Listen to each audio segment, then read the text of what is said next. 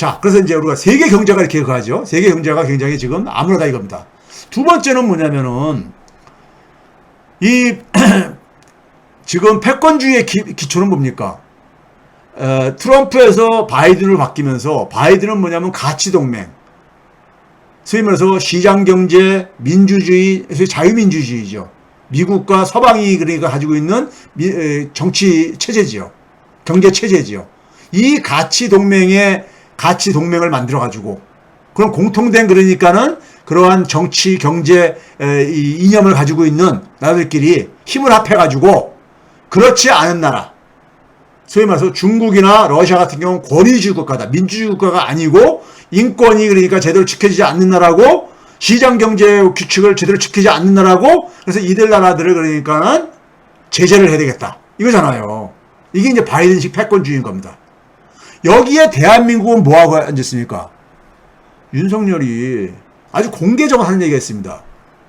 취임사부터 나토 참석하고 돌아와서도 계속해서 지금 하는 얘기가 있어요. 무슨 얘기가 있습니까? 어떤 국가든, 이거 윤석열 대통령 입에서 나온 얘기를 제가 그대로 하는 겁니다. 어떤 국가든 국제 규범을 위반하고 질서를 존중하지 않으면은 규탄하고 그다음에 연대해서 힘을 합해가지고 제재가 필요하다 이런 얘기를 하고 있어요. 네?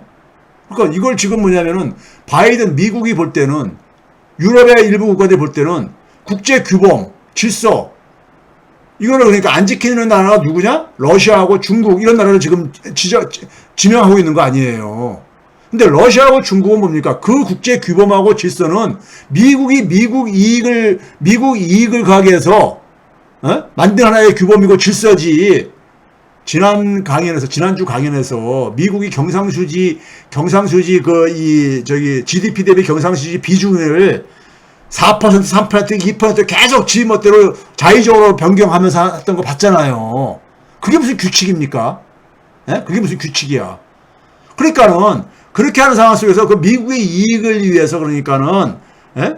강요하고 있는 것들을 러시아나 중국은 그러니까는 그거 못 따르겠다.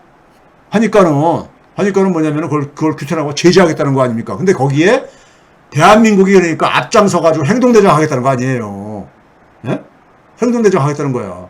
문제는 뭐냐면요. 저는 이게 20세기에 이르면은 그나마 이해가 가요. 20세기는 미국이 절대 강자였었잖아요. 근데 지금은 미국하고 러시아하고 싸움하고 미국하고 중국을 싸움했을 때 미국이 일방적으로 이긴다는 보장이 어딨냐고요. 그러면 그 고래 싸움에 새우등 터진다는 말이 있듯이 예? 아니 예를 들어서 대만을 놓고 전쟁이 벌어진다고 할 때 한국이 그러니까 거기 참전을 하게 되면은 한국에 대해서 중국이 공격 안 하겠습니까?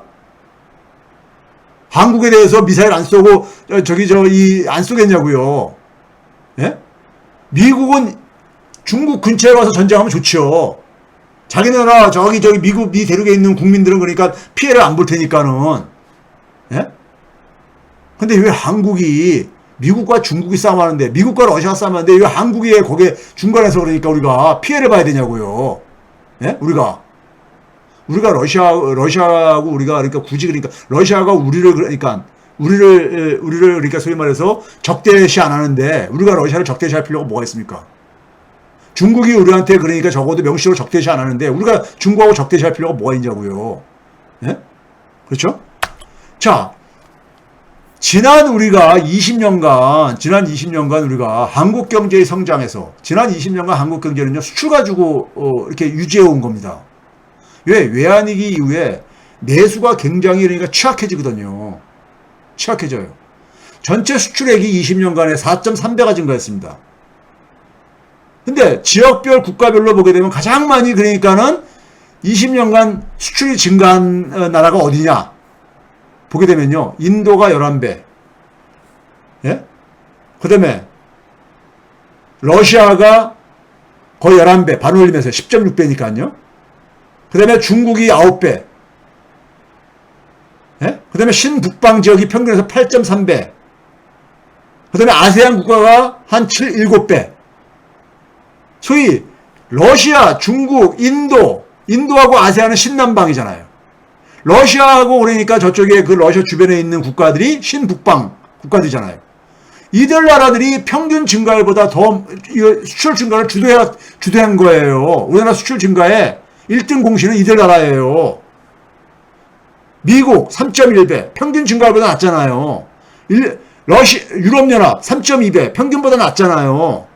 일본 1.8배.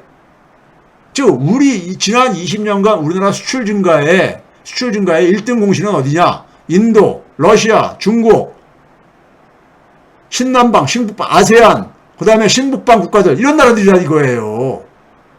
예? 이게 우리의 현실입니다. 우리의 현실이에요. 자, 러시아 제재 동참의 결과를 한번 봐보세요.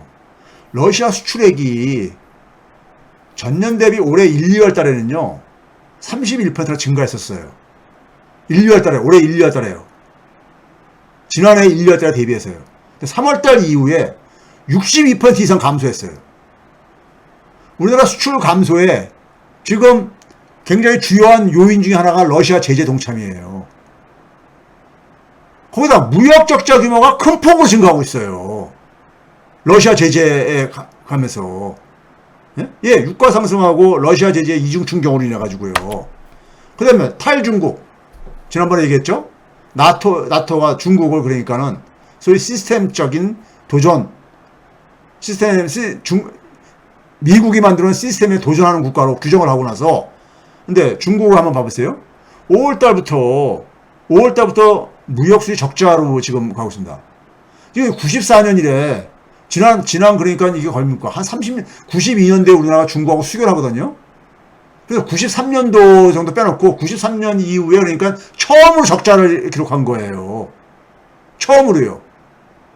그런데 중국으로부터 수입은 그러니까 안 줄어들고 있습니다. 수출이 줄어들고 있어요. 수입은 안 줄어들고 있어요. 그 얘기는 뭡니까? 우리나라가 중국에 대해서 그러니까는 의존하는 것이 굉장히 많다는 얘기예요. 예? 지금 중국이 한국에 대해서 한국을 자극하는 얘기를 안 하고 있는데 중국은 자기들이 그러니까는 공격하기 전까지는 미리 그러니까 내색을 안 합니다. 미리 내색하게 되면 패를 다 보여주는 거잖아요. 예? 근데 갑자기 그러니까 어느 순간에 그러니까는 중국이 우리한테 예? 우리나라 반도체 부품 소재라든가 아니면 그 다음에 2차 전지라든가 이런 쪽에 굉장히 많이 그러니까 중국의 의존도가 높은 게 많단 말이에요. 예? 5월달부터 무역 적자가 그러니까는 전환했거든요.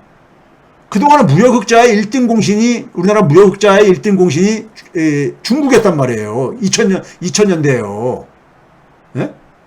근데 중국으로부터 무역 적자를 내니까는 우리나라 대한민국이 무역 적자 국가로 전락해버린 거야. 지금 무역 적자가 대한민국의 외환보유고 감소라든가 지금 이 외국인 투자들이 한국을 불안하게 보는 하나의 요인이잖아요. 지금요, 무역 적자가.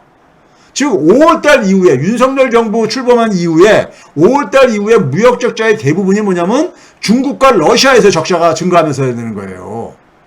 예? 이건 결국 뭡니까? 패권주의 충돌에 그러니까는 우리가 한복판에 들어가면서 생긴 거잖아요. 이거 봐보세요. 한국경제 같은 데서도 심지어 이런 기사를 7월 11일자니까 엊그제잖아요. 중국산 끊기면 속수무책이다. 예? 소부장 자립. 일본이 아베한테 침략받으면서 소부장 자립한다고 했는데 중국 의존도만 커졌다는 얘기예요. 예? 우리나라 제조업은 중국 없이는 그러니까는 제2요소수 사태는 언제든지 재발할 수 있다는 거예요. 알루미늄 소재는 그러니까 전량 100% 수입을 하고 있고 2차 전지 재료는 95% 정도나 된다 이거예요. 예? 2차 전지 우리나라에 지금 새로 지금 우리가 그 성장하는 하나의 수출 성장 하나 산업이잖아요. 전기자동차와 관련해가지고. 그렇죠? 그러니까, 그러다 보니까는 한국이 중국으로부터 수입은 줄어들지가 않고 있어요. 수출만 줄어들고 있고요. 예? 그게 이미 뭐냐면 생태계, 우리나라 제조업 생태계가 중국에 대한 의존도가 굉장히 높아진 거예요. 높아진 겁니다. 물론 우리가 중국에 대한 의존도를 줄여야죠. 근데 우리가 이것은 속으로 조용히 해야죠. 예? 속으로 해야 되죠. 근데 이걸 탈중국을 떠들면서 아무 대책도 없으면서 지금 단기적으로 이럴 상황은 아니죠, 전혀요. 그렇죠? 자, 금융위기의 중국 비중이요. 2009년부터 지난해까지 보게 되면 평균 25.3%입니다. 그러니까 적을 때 24%가 내려갔다가 많을 때 27%까지 올라가고 그랬는데 그랬었어요. 예? 그런데 중국이 이게 현실이랍니다. 아까 얘기했잖아요. 지난 20년 동안에 무역 흑자가 한 20년 무역 흑자를 계속 기록했는데 예? 기록했는데 2008년도 빼놓고요. 2008년도에 우리가 무역 흑자를 한 해 기록했었죠.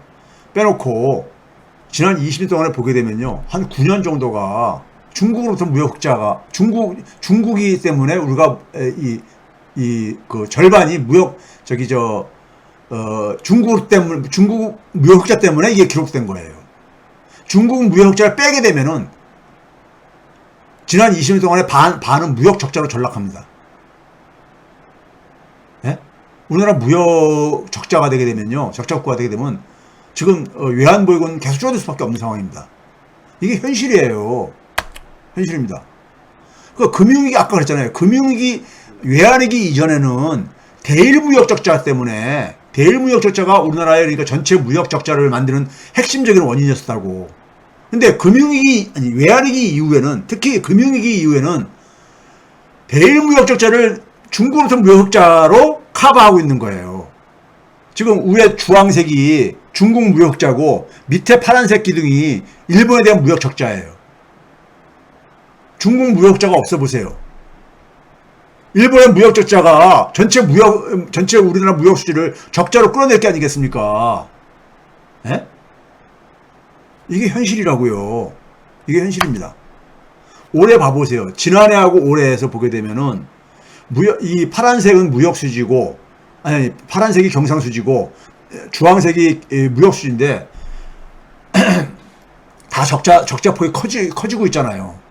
특히 뭐냐면은 3월달부터 커지고 있죠. 3, 4, 5월달 커지고 있죠.